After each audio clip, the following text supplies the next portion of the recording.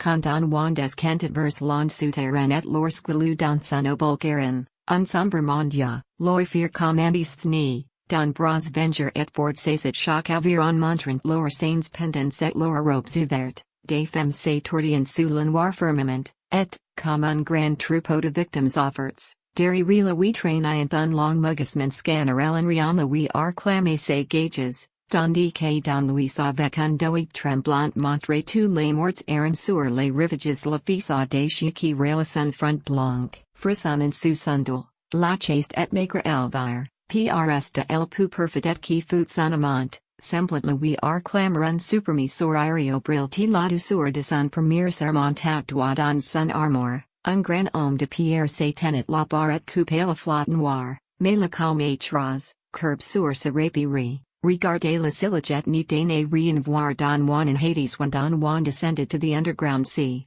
and when he had given his obelisk to Charon, that gloomy mendicant, with Antisthenes' proud look, seized the two oars with strong, revengeful hands. Showing their pendant breasts in their unfastened gowns, women writhed and twisted under the black heavens, and like a great flock of sacrificial victims, a continuous groan trailed along in the wake. Sganarelle with a laugh was demanding his wage, while Don Luis with a trembling finger was showing to the dead, wandering along the shores, the impudent son who had mocked his white brow shuddering in her grief. Elvira, chaste and thin, near her treacherous spouse who was once her lover, seemed to implore of him a final, parting smile that would shine with the sweetness of his first promises. Erect in his armor, a tall man carved from stone was standing at the helm and cutting the black flood, but the hero unmoved, leaning on his rapier, kept gazing at the wake and deigned not look aside.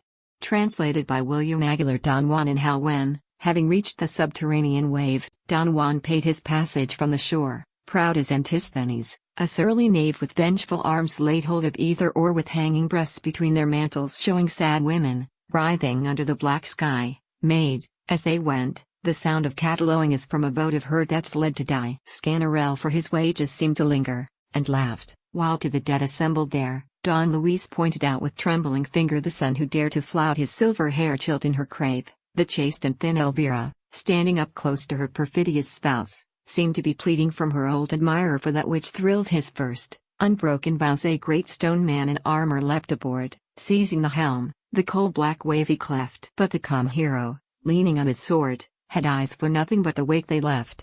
Translated by Roy Campbell. Don Juan in Hades. He found the wide bark rocking in the Stygian breeze and came aboard, having first paid Charon what he owed. A beggar, somber and haughty as Antisthenes, seized the long oars with a revengeful gesture and rowed writhing and tearing open their garments while he crossed. A crowd of disappointed females, herded there along the bank like victims for a holocaust, filled with the soft and bestial moaning the dark air. Sganarelle laughed triumphantly, demanding his wage. Don Louis, still wrathful, pointed with a palsied hand to the unruly son who mocked him in his old age, calling to witness the dead throngs upon that strand she whom he wed in church and loved a little while. Elvira, thin and trembling in her black robes of grief, seemed to implore of her betrayer a last smile in memory of his first ardor. Noble and brief the knight he murdered and whose ghost he had rebuked stood now, a tall and cuirassed helmsman, at the stem, but the calm hero, leaning upon his rapier, looked absently into the water, ignoring all of them. Translated by George Dillon. Don Juan in Hades. When the Hidalgo reached the subterranean seas, and, with an opal, paid Charon's accustomed score, a gloomy beggarman,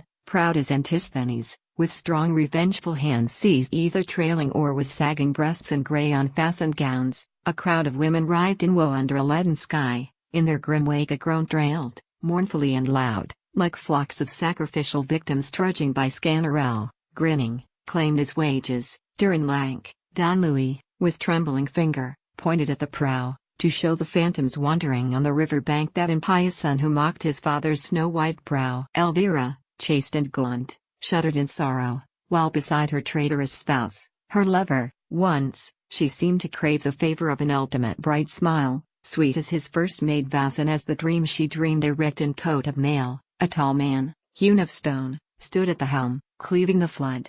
But in mute pride, leaning upon his sword, impassive and alone, the hero watched the wave nor deigned to look aside. Translated by Jacques Leclerc.